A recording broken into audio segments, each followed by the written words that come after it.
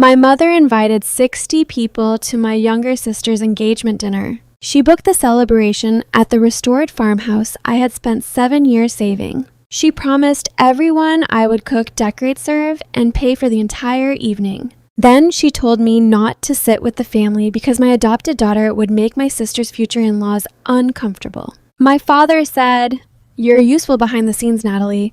Don't confuse that with belonging at the main table." My sister reacted to his message with a heart. 3 hours later, I discovered she had also taken credit for the community project that had earned me the farmhouse. They expected me to stay silent until her engagement became official. Instead, I removed my food, my money, my work, and myself from their perfect celebration. By the time dinner began, the tables were beautiful, but every chair held someone who was about to learn what my family had done to me. My name is Natalie Brooks. I am 38 years old, and for most of my life, my family called me the dependable daughter. I used to think that was praise. It wasn't. Dependable meant I could be given work without being asked. Dependable meant I would pay when other people forgot their wallets, arrive early when they needed help, and stay late after everyone else had gone home. Dependable meant I could absorb disrespect without creating an uncomfortable scene. My younger sister, Vanessa, was never described that way. She was special. Vanessa was 6 years younger than me, beautiful in a polished, effortless way, and gifted at turning every room into an audience. Even as a child, she knew how to pause before speaking so people leaned closer. My parents called her sensitive, ambitious, and destined for something important. When Vanessa forgot a birthday, she was overwhelmed. When she arrived late, traffic had been impossible. When she borrowed money and failed to return it, she was building her future. When I made one mistake, my father asked why the responsible daughter was becoming unreliable. That was the balance of our family. Vanessa received possibilities. I received duties. I live outside Franklin, Tennessee with my 14-year-old daughter, Maya. Maya came into my life 8 years ago. Her biological mother, Elise, had been my closest friend since college. We met during orientation at Middle Tennessee State when she borrowed a pen and somehow kept both the pen and me for the next 15 years. Elise was funny, impulsive, and fearless in all the ways I wasn't. She sang badly in the car, wore bright yellow boots in winter, and believed every old building deserved another chance. Maya was 5 when Elise was diagnosed with an aggressive form of cancer. Her father had disappeared before she was born. Elise's parents were no longer living, and the few relatives she had were strangers to Maya. During the final months of her life, Elise asked me to promise that Maya would never be made to feel like a burden passed between unwilling adults. I promised. After Elise died, Maya came home with me. There were difficult days. There were school meetings, nightmares, grief counseling, and years when neither of us knew exactly what we were allowed to call each other. Then, one rainy Tuesday, almost a year after she moved in, Maya shouted Mom from the bathroom because the bathtub faucet had broken. Neither of us mentioned it afterward. We didn't need to. She was my daughter. Not temporary. Not almost. Mine. My parents never completely accepted that. They were polite to Maya in public. My mother bought her gifts at Christmas. My father occasionally asked about school. But they used words like arrangement and situation when they thought I couldn't hear. Vanessa was worse. She called Maya your friend's little girl long after the adoption was finalized.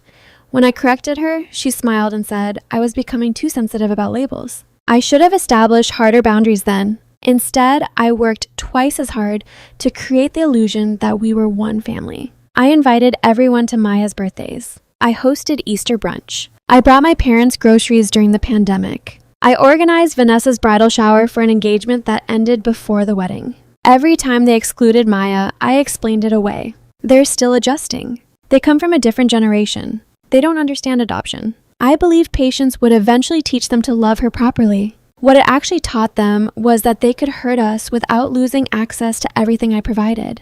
The farmhouse stood on 12 acres outside Leiper's Fork. It had once belonged to my maternal grandmother, Ruth, a woman who wore gardening gloves until the fingers split and kept handwritten recipes in a blue metal box beside her stove. Grandma Ruth died when I was 29. By then, the farmhouse had been empty for years. Part of the porch had collapsed. Rain came through the roof above the upstairs hallway.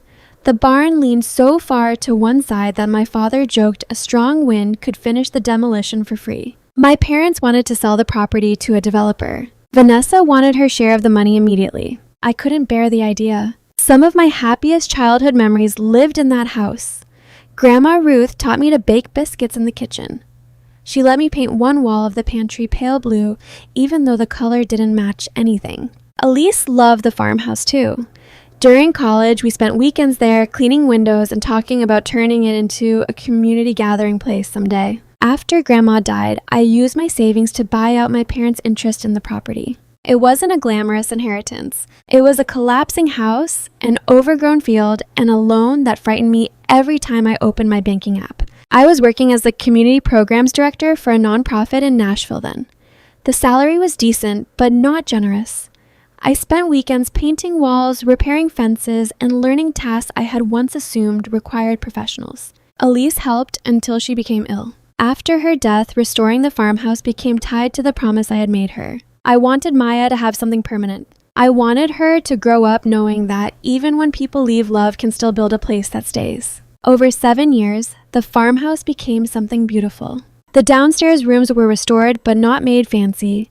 We kept the original wood floors, repaired Grandma's kitchen cabinets, and converted the old dining room into a workshop space. The barn became a small event hall used for community dinners, art classes, foster family gatherings, and fundraisers. I named the property the Lantern House because Elise used to say people didn't always need someone to rescue them. Sometimes they only needed a light showing them where the door was. The Lantern House wasn't a major business. Most events were community-based, and the fees from private rentals helped cover maintenance. Still, people loved it.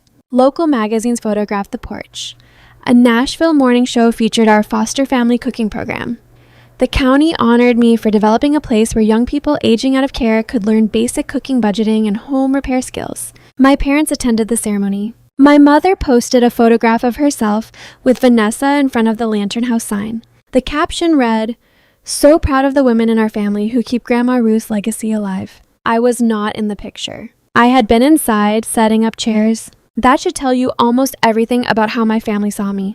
The week before Vanessa's engagement dinner began with a phone call from my mother. Vanessa had been dating Preston Hale for 18 months. Preston worked in medical equipment sales and came from a family my mother described as established. What she meant was wealthy. His parents lived in a gated community outside Brentwood. His mother served on several charity boards. His father belonged to a country club and owned a cabin in Montana. My mother had spent most of Vanessa's relationship trying to impress them. According to her, the engagement dinner would be an intimate gathering. Only close family. She kissed a close family, she said. How many people? Maybe 30. Where? There was a pause. The Lantern House. I stopped reviewing the volunteer schedule on my computer. Did Vanessa submit a rental request? My mother laughed as if I had made a joke. She doesn't need to rent her grandmother's home. It isn't Grandma's home anymore. You know what I mean. Unfortunately, I did. My parents still spoke about the farmhouse as family property whenever they wanted to use it. When the roof needed replacing or the insurance payment arrived, it was mine.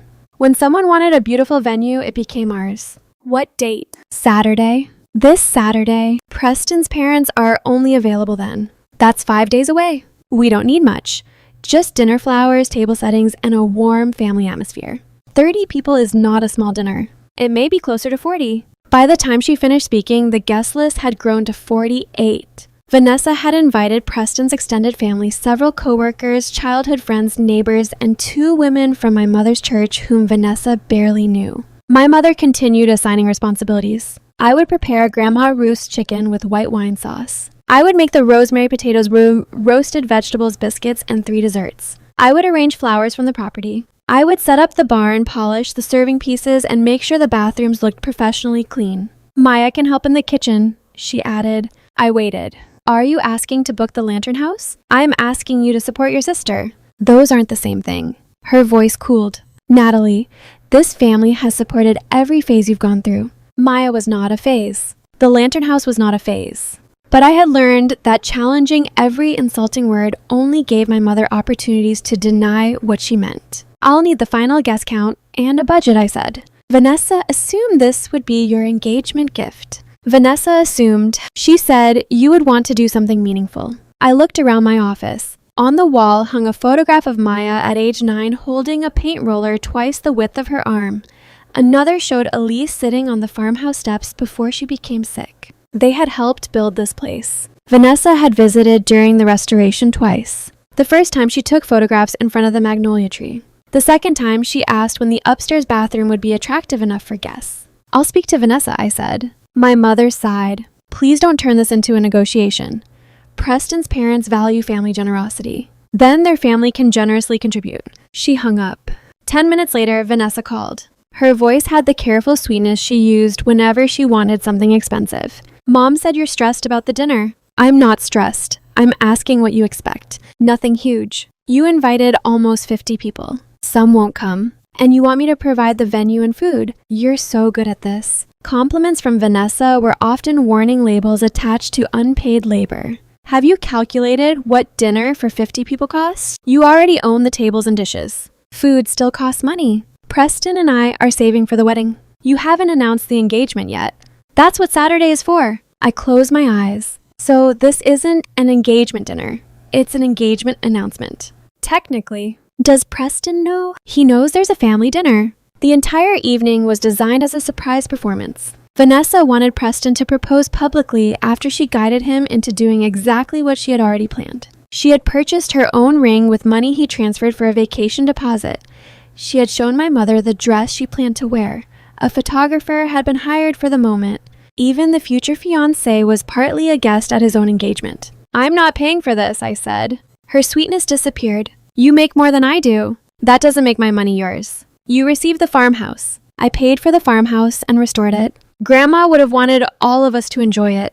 Grandma wanted people to contribute. Do you remember her? That's cruel." "What part?" "Acting like you knew her better because you stayed in this town." I had stayed because Grandma needed help during the final years of her life. Vanessa moved to Atlanta after college, then returned to Tennessee after Grandma died. Again, I said nothing. I had spent years collecting accurate responses I was too tired to deliver. Finally, we agreed that I would allow the event at a greatly reduced rental fee if Vanessa paid for the food and hired 2 servers. She complained, but she agreed. That evening, I sent her a simple written list of costs. She replied with a thumbs up. I thought the matter was settled. It wasn't. The following morning, I received confirmation from a specialty grocery store for an order worth more than $1,900. The order included meat produce, imported cheese wine, and ingredients for 3 desserts. The customer name was Natalie Brooks. The payment method was the card connected to the Lantern House community account. I called the store. The order had been placed by my mother using information from a previous charity event. She told the manager I had authorized it. I called Vanessa immediately. "Why is the food being charged to the Lantern House? Mom said it would be easier. That account funds community programs. You can replace it later." "With whose money?" "You're hosting." "No. You're renting the space.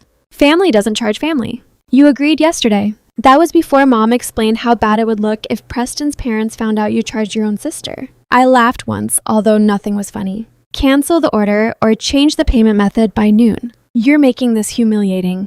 You gave my card information to a store without permission. It isn't your personal card. That makes it worse." She lowered her voice. "Please don't ruin this for me.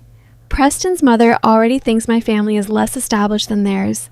There it was. This was not about family. It was about creating the illusion of wealth, generosity, and tradition using my property and money. "You have until noon," I said. I ended the call. At 11:45, the payment had not changed. So I canceled the order. Then I changed every access code to the farmhouse and barn. I did not cancel the event yet. I sent Vanessa and my mother another message. The grocery order placed under the Lantern House account has been canceled. The venue remains available only if the agreed rental and food costs are paid by Friday at noon. No one may enter or decorate before then without me present. My mother called 6 times. I did not answer. My father entered the conversation that afternoon. He rarely became involved in family planning until my mother's pressure failed.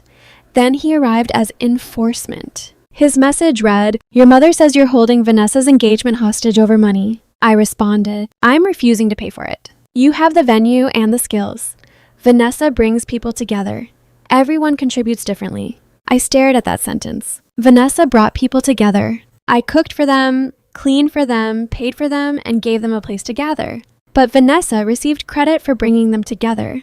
Her contribution appears to be sending invitations I wrote. My father called. I answered because I still believe direct conversation might be better than messages. He did not say hello. "You're becoming difficult again." Again. Every time your sister reaches an important milestone, you find a reason to center yourself. I'm not asking anyone to celebrate me. You're demanding payment for food staff and a venue. It's one evening that will cost several $1,000s and 4 days of work. You do this work for strangers. Strangers pay. He exhaled slowly. You received that property because the family allowed it. I purchased your share. You got a favorable price. The house was nearly unlivable. Still, you benefited. So did everyone who used it after I repaired it. His voice became harder. Vanessa finally has an opportunity to marry into a stable family. Don't damage it because your life didn't turn out traditionally. I understood what he meant. I was unmarried. I was raising a child who was not biologically related to me. In his eyes, Vanessa's possible marriage represented a legitimate family future. Maya and I represented a compassionate detour. My life is not a failed version of hers, I said. I didn't say that. You didn't need to. She needs you behind the scenes Saturday. That is where you are most valuable. Behind the scenes. You know how to make things run. Vanessa knows how to represent the family socially.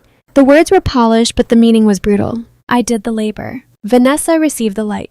Will Maya be seated with me, I asked. He paused. That pause answered before he did. Preston's parents are conservative. What does that have to do with Maya? They may not understand the situation. My daughter is not a situation. No one said she was. You just did. We're trying to avoid complicated questions during an important evening. What questions? About where she came from. About why you aren't married. People can be intrusive. So your solution is to hide her. No one is hiding anyone. Where is she supposed to be? She can help you in the kitchen. Your mother thought that would make her feel included. I could not speak for several seconds. Maya was 14. She was old enough to understand exactly why every other child would be seated in the barn while she carried plates through the back door. My father continued, You and Maya are useful in the kitchen. Don't confuse that with being part of the formal table. I heard my mother speaking in the background. Then my father added the sentence that ended something inside me. Vanessa is building a real family, Natalie.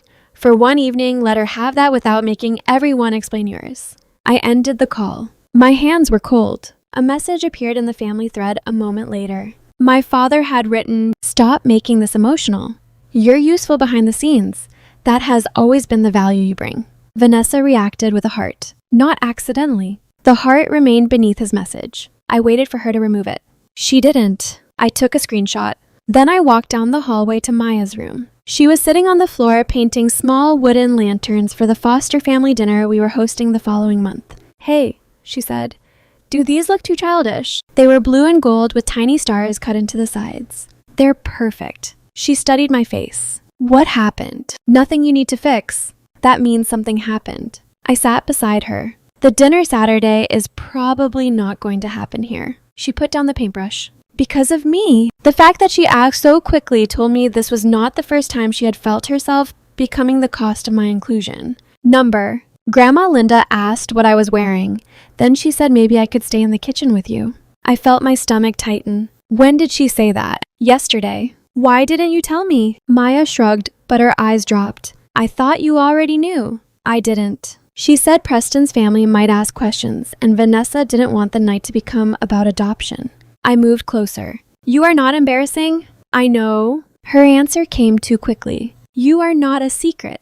I know. You don't have to work in a kitchen, so other people can pretend you're not part of this family. She picked at a spot of gold paint on her thumb. Are we part of it? The question nearly broke me. Not because I didn't know the answer, because my daughter didn't. We are a family, I said. You and me. No one else gets to decide whether that is real. She nodded, but she did not look convinced. That night, after Maya fell asleep, I drove to the lantern house. I walked through the empty barn and turned on the string lights suspended from the rafters. The tables were already arranged for Saturday because my mother had sent 2 church friends over without telling me. White linens covered each table. Gold ribbon had been tied around the chairs. At the front of the room stood an easel. On it was a large frame sign, the Hale Brooks family rooted in tradition growing into the future. Beneath the words was a watercolor image of the farmhouse. The image looked familiar. Too familiar. I took a photograph and enlarged it. The watercolor was based on a sketch Elise had created years earlier. She drew it during one of our final weekends together at the farmhouse. In her version, a lantern glowed in the upstairs window.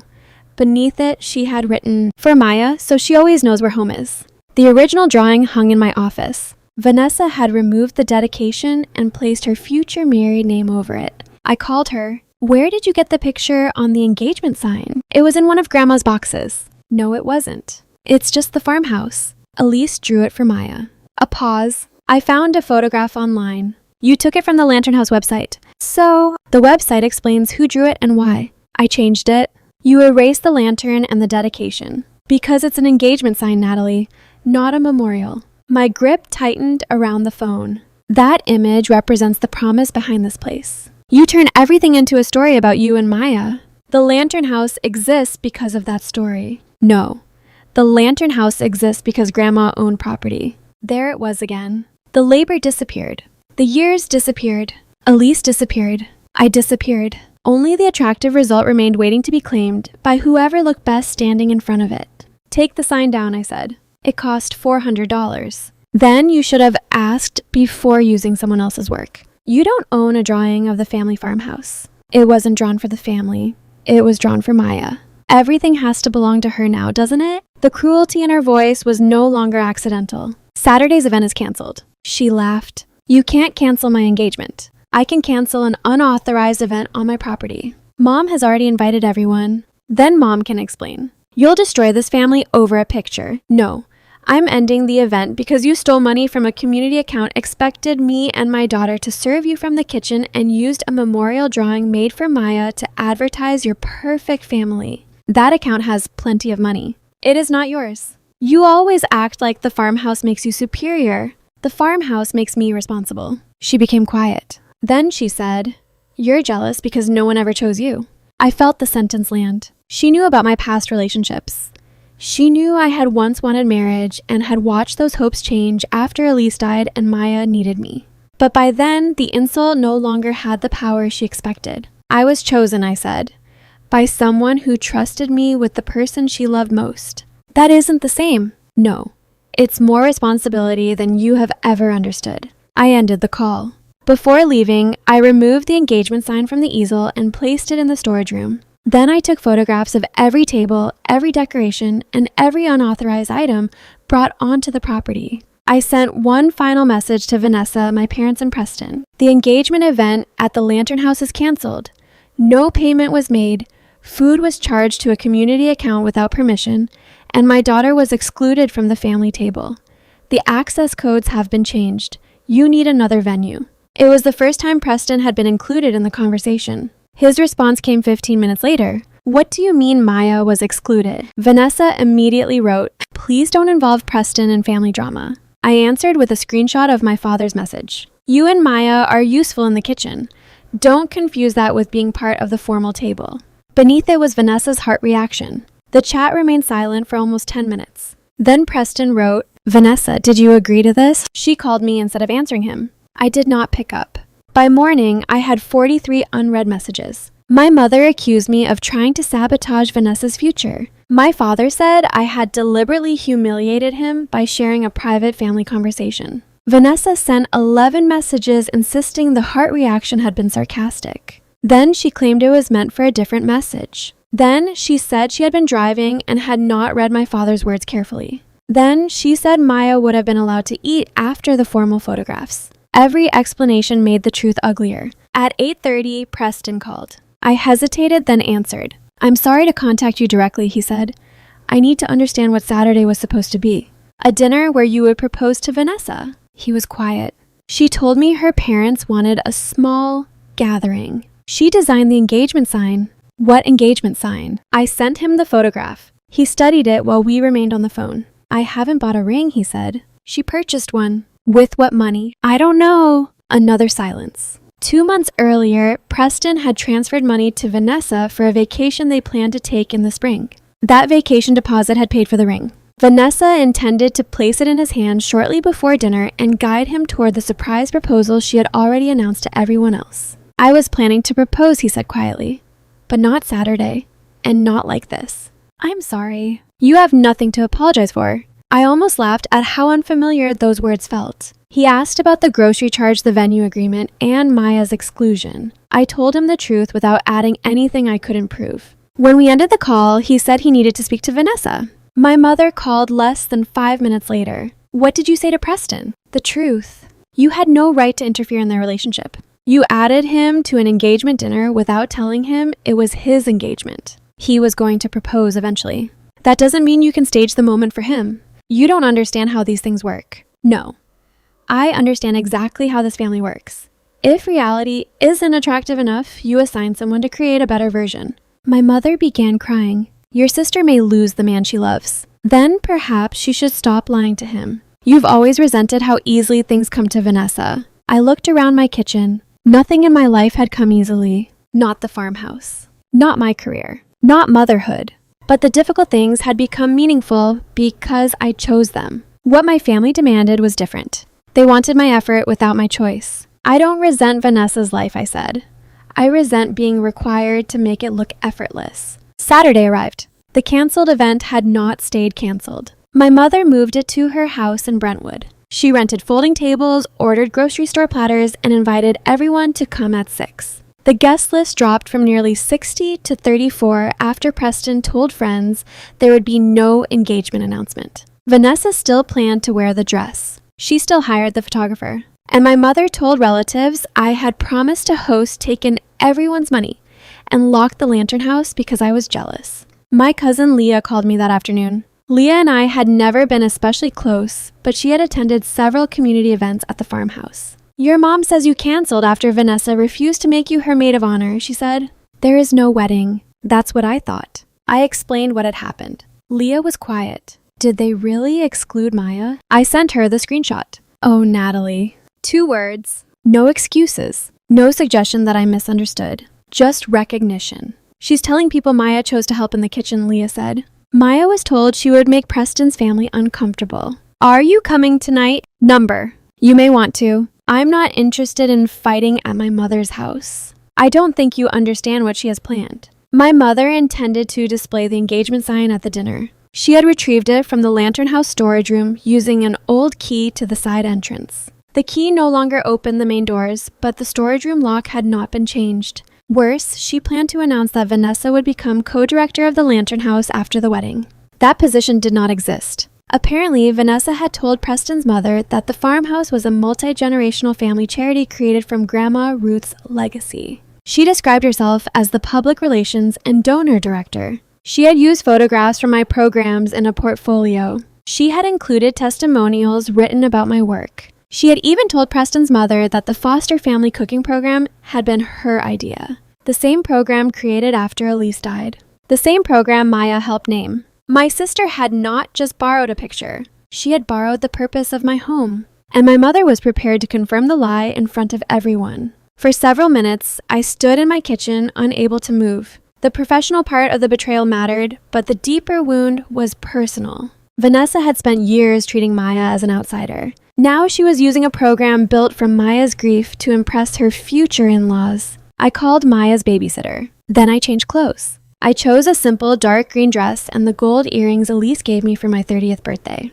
Maya appeared in my doorway. Are you going to Grandma's? Yes. Do I have to come? Number. Relief crossed her face, followed by guilt for feeling relieved. I sat beside her. You never have to enter a room where people expect you to prove you belong. What are you going to do? Tell the truth once. Will they get mad? Yes. Are you scared? Yes. She thought about that. Can you still do it? I smiled. I think being brave usually means doing it scared. She handed me one of the small lanterns she had painted. For luck. I carried it with me. When I arrived at my parents' house, cars lined both sides of the street. Through the front windows, I saw gold balloons, white flowers, and crowded tables squeezed into the living room. My mother had done everything possible to recreate the beauty of the Lantern House. But beauty without warmth can feel like a showroom. People held plastic plates near their chests. Conversations sounded forced.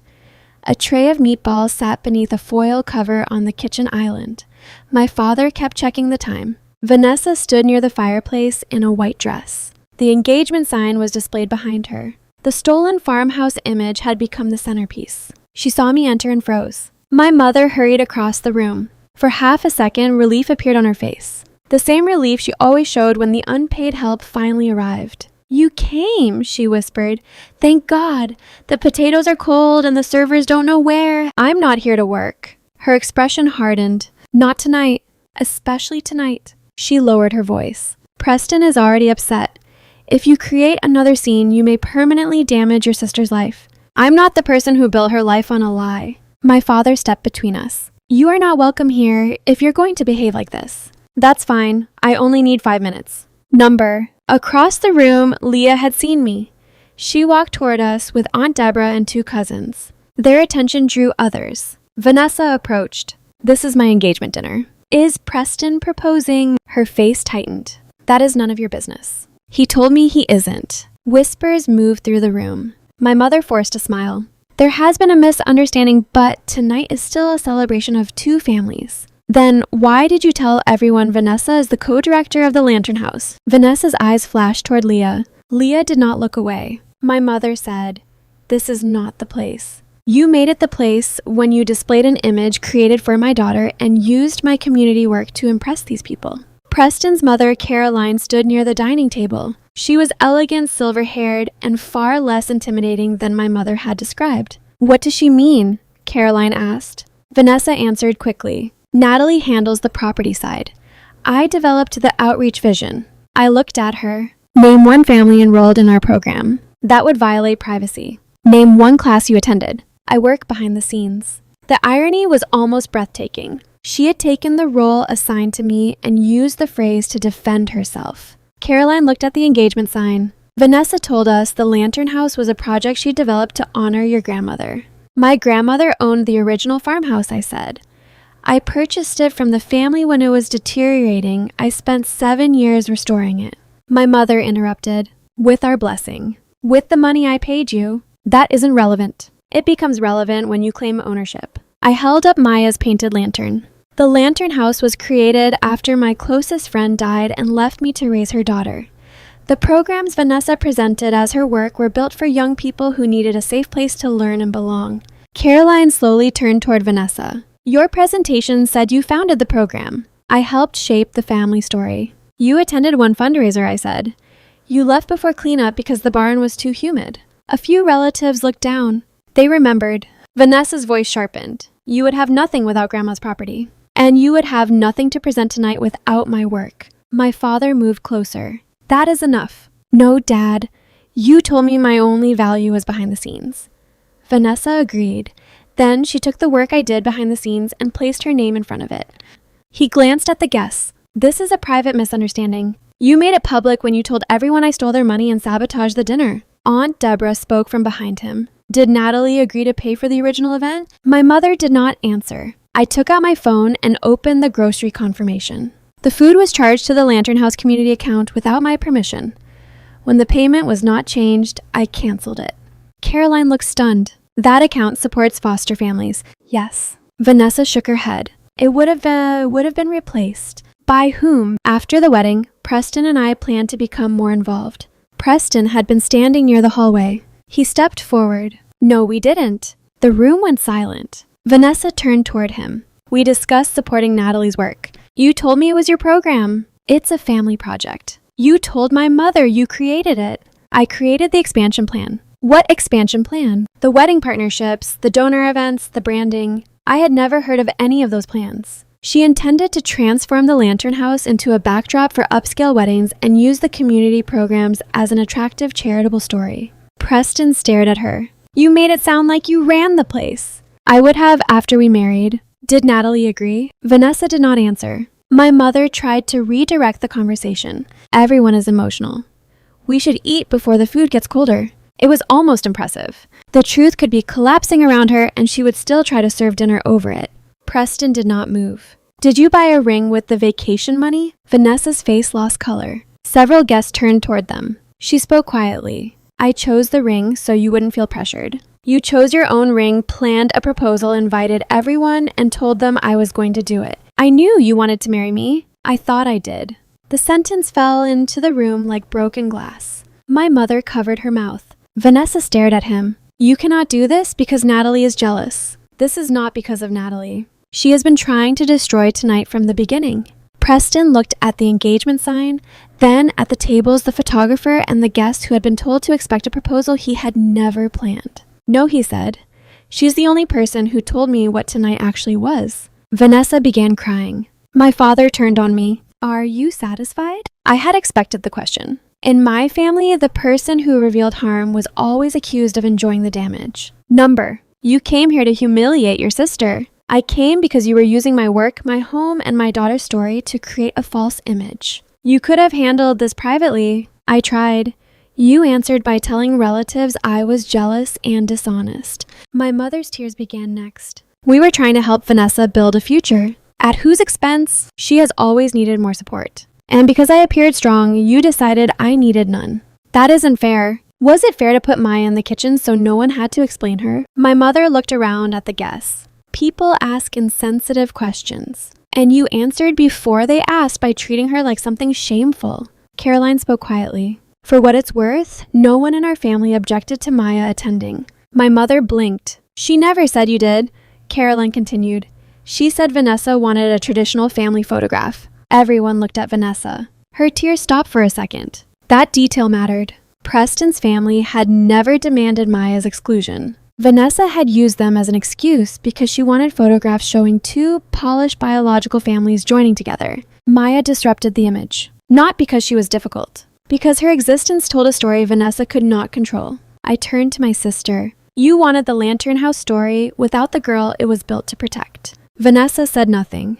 The photographer lowered his camera. Aunt Deborah removed her coat from the back of a chair. Several of Preston's relatives began quietly collecting their belongings. My mother panicked. Please, no one needs to leave. Dinner is ready. But it wasn't. The potatoes were cold. The chicken was overcooked. Half the guests had been invited to witness an engagement that would not happen. And the gold sign behind Vanessa had become proof of a life she had tried to borrow. Preston's father walked to my mother. Thank you for hosting, he said with distant politeness, but I think our family should go. Caroline stopped beside me before leaving. I am sorry your work was misrepresented. Thank you. She looked at the small lantern in my hand. Did Maya paint that? Yes. It's beautiful. That simple recognition affected me more than I expected. My own family had hidden Maya in a kitchen. A stranger saw something she made and asked her name. Preston left with his parents. He did not take Vanessa. When the front door closed, my sister looked at me with such hatred that for a moment I could barely recognize her. You ruined my life. I told the truth about mine. He was going to marry me. Then why did you have to trick him into proposing? Her face twisted. Because he was taking too long. That was his decision. You don't understand what it's like to wait for someone to choose you. I thought of Elise. I thought of Maya shouting mom through a broken bathroom door. I thought of every young person who entered the Lantern House believing no one wanted them and left carrying a meal that they had cooked themselves. I understand being chosen, I said. What you wanted was control. She stepped closer. You think taking in Maya makes you some kind of saint. No, it makes me her mother. She isn't your real... My mother said Vanessa's name sharply, but the unfinished sentence had already filled the room. I waited. Say it, I told her. Vanessa looked away. She had enough awareness to know the remaining relatives would not forgive the full sentence as easily as our parents had. My father pointed toward the door. Leave. I nodded. For once, exclusion did not frighten me. I looked at the untouched serving dishes in the kitchen. Who is cleaning up my mother? Asked automatically. The question escaped before she could stop it. Several relatives stared at her. Even then, even after everything, some part of her still expected me to move toward the sink. I smiled, although there was nothing warm in it. The people who made the mess. Then I left. Maya was awake when I returned home. She sat on the couch beneath a blanket pretending to watch television. How bad was it, she asked. Bad. Did they get engaged? Number. Because of us. Because Vanessa lied to Preston. She absorbed that. Is Grandma mad? Yes. Are we in trouble? I sat beside her. Number. It was the first time I said those words and fully believed them. We were not children waiting for permission to remain in the family. We were not employees who had abandoned a shift. We were not guilty because selfish people disliked a boundary. We were home. The days after the dinner were brutal. My mother posted a photograph of the empty engagement sign and wrote, "Some people would rather destroy happiness than watch someone else receive it." She did not mention the unauthorized charge. She did not mention Maya. She did not mention that Preston had never agreed to propose. Vanessa posted a black screen with the words, "I learned that blood doesn't always mean loyalty." The irony was almost too much to bear. Dozens of people responded with sympathy. My father called relatives and said I had always competed with Vanessa. He claimed I used the farmhouse to control the family. According to him, I had arrived at the dinner with the deliberate goal of ending the engagement. For 2 days, I considered writing a long public response. Then I remembered how exhausting it was to defend reality to people who preferred a dramatic lie. I posted one statement on the Lantern House page. Recent private events have led to inaccurate claims about the ownership and leadership of the Lantern House. The property and its community programs are managed solely by me with the support of our staff and volunteers. No other family member holds a leadership position or may schedule events, collect donations, or represent our programs. Our mission remains unchanged, providing practical support, dignity, and belonging to young people and families who need it. I did not mention Vanessa. I did not mention the engagement. People who needed to understand did. 3 volunteers contacted me to say Vanessa had previously introduced herself as a co-founder. A local photographer sent screenshots showing she had requested professional images for an upcoming expansion campaign. A bakery owner said Vanessa had asked about becoming the preferred wedding vendor once she assumed management. She had been building this lie for months. Again, I did not threaten legal action. I did not start a public battle. I changed passwords, updated staff instructions, and made it clear that no event or partnership was legitimate without direct confirmation from me. Then I blocked my parents and Vanessa for 90 days.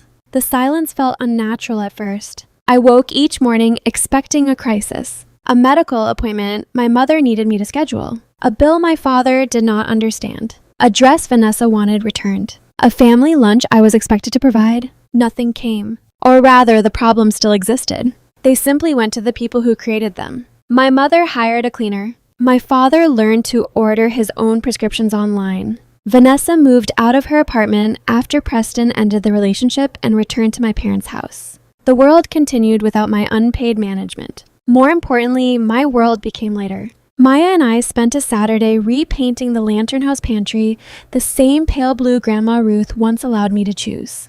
We attended a movie without checking our phones. I used part of the money I had saved for Vanessa's dinner to fund a weekend workshop for teenagers preparing to leave foster care. On the final afternoon, each teenager painted a small wooden lantern. Maya taught the class. I watched her move between the tables, helping one boy repair a broken handle and encouraging a shy girl to add more color. She belonged in that room without explanation. That was the family photograph I wanted. Not matching clothes, not bloodlines, not a staged dinner. People making space for one another. 6 weeks into our silence, Preston emailed me. He apologized for not questioning Vanessa's stories earlier. He had believed she spent several days a week helping at the Lantern House. He thought the engagement dinner was being offered by me and that the vacation money remained untouched. He did not ask me to help repair their relationship. He simply said learning the truth before marriage had saved both of them from a worse ending later. I wished him well. Vanessa's first message came through the mail. It was 4 pages long. The first 2 pages blamed our parents. She wrote that they had spent her entire life telling her she was meant for something exceptional. Every time she struggled, they fixed the problem.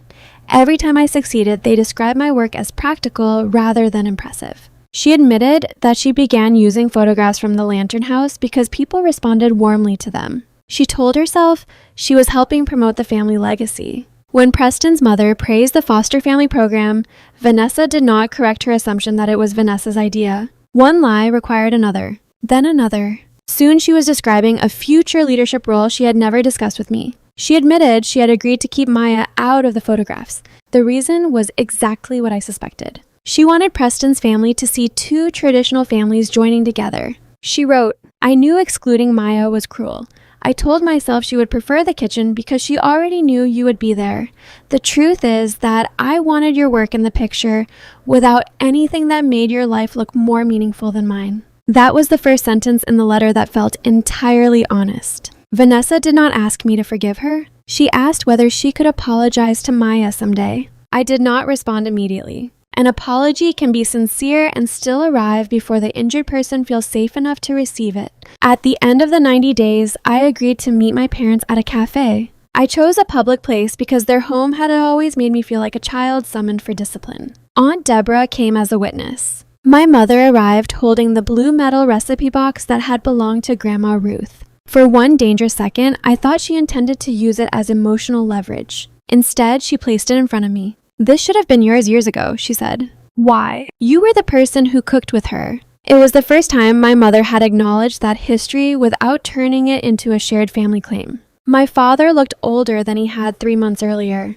He began with the sentence people use when they want responsibility diluted. "We all made mistakes." I stood. Aunt Deborah touched my mother's arm, not mine. My father stopped. Then he tried again. "I told you your value was behind the scenes." "Yes." "I thought I was describing what you were good at." "You were describing the only position you were willing to give me." He nodded slowly. "We celebrated Vanessa for standing in front of things you built." My mother's eyes filled with tears. This time I did not comfort her. "I kept asking you to help because you always did," she said.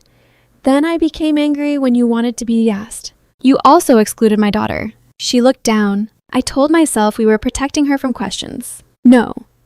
You were protecting a photograph." "Yes." The answer was quiet. But it was an answer. My father struggled more. "Maya isn't responsible for any of this." "That is not enough." He looked confused. "What do you want me to say?" "I want you to stop defining her by what she isn't." He remained silent for a long time. Finally, he said, "Maya is your daughter.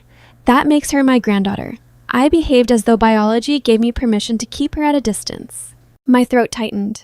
"Do you believe that, or do you want access to the lantern house again?" He did not become defensive. "Both things may be true. I miss you. I also miss the place. But I understand now that missing something does not make it mine."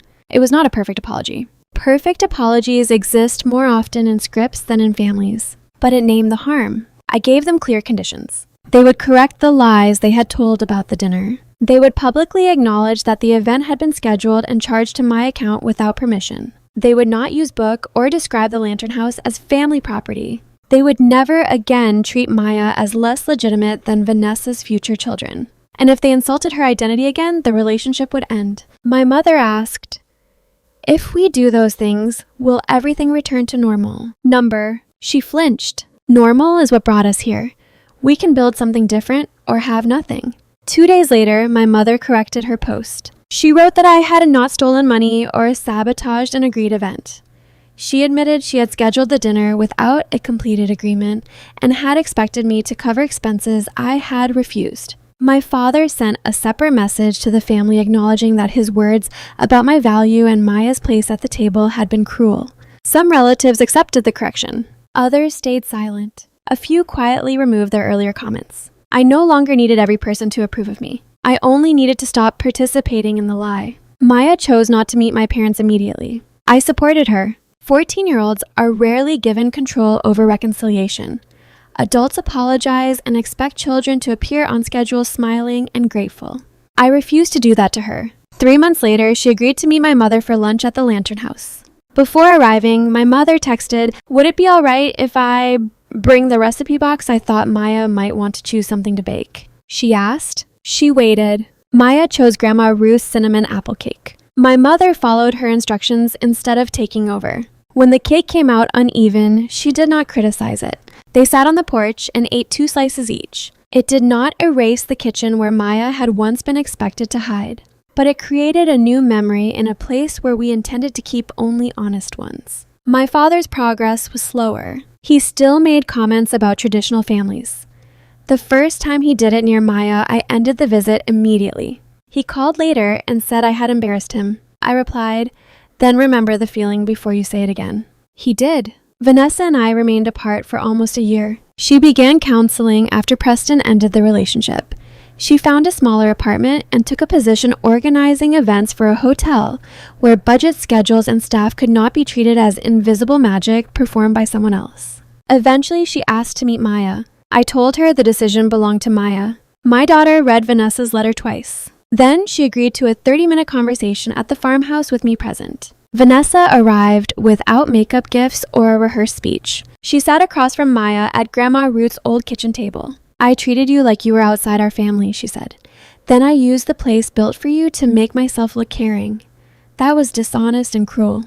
Maya studied her. Did you think I wasn't real family? Vanessa began crying. But she answered, yes.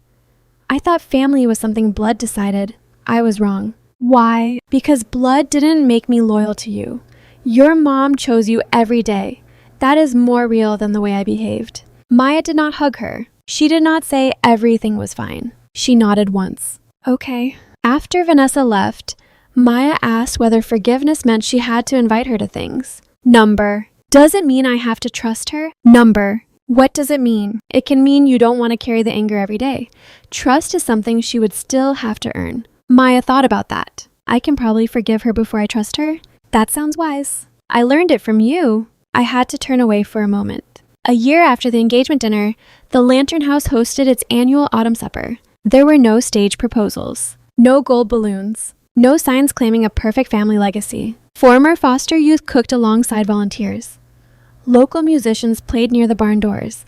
Maya displayed the painted lanterns made during her workshop. My mother arrived carrying apple cakes she and Maya had baked together. She asked where to place them. She did not walk into the kitchen and begin issuing instructions. My father unfolded chairs. Vanessa came alone and spent most of the evening washing dishes. Not because anyone told her that was her value, because she had asked where help was needed and she accepted the answer without expecting praise. Near sunset, Aunt Deborah called everyone outside for a photograph. Old instincts moved through the group. My mother stepped toward the center. Vanessa adjusted her hair. My father looked for the best angle. Then Maya reached for my hand. Aunt Deborah raised the camera. Everyone ready? Vanessa looked around. Wait. She moved out of the center and stood beside the volunteers. Then she gestured toward me and Maya. You two should be in front. This place exists because of you. It was a small moment. No music swelled. No one applauded.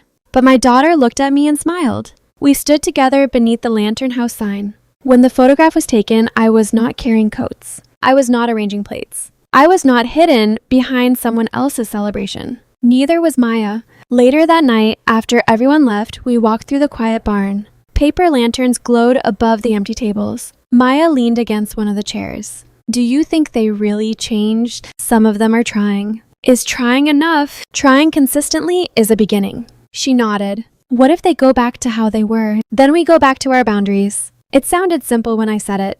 It had taken me 38 years to learn. For most of my life, I believed love meant anticipating what people needed and providing it before they asked. I believed being indispensable would make me impossible to discard. But being needed is not the same as being valued. People can depend on your money, your labor, your patience, your home, and your silence while knowing almost nothing about your heart. My family did not change because I finally proved my worth. They already knew what I could do. They changed because I stopped allowing access to those things without respect. The empty tables at Vanessa's engagement dinner were never the true consequence. The true consequence was that for the first time, my family had to experience life without the woman they kept behind the scenes. They had to arrange their own food, explain their own lies, clean up their own mess, and confront the fact that the daughter they called difficult had only become visible. I did not destroy my sister's engagement. I refused to decorate a deception. I did not tear my family apart. I stopped using my silence to hold together a version of it that required my daughter and me to disappear. Most importantly, Maya learned something I wish I had understood at her age. You do not earn a seat in a loving family by serving everyone already sitting at the table. People who love you make room before you have to ask. And if they only value you when you are cooking, paying, fixing, forgiving, or staying silent, then leaving the table may be the first act of self-respect that finally brings you home. So let me ask you, if your family excluded your adopted daughter, used your money, and claimed your life's work as their own, would an honest apology eventually earn them another chance, or would you keep that door closed forever?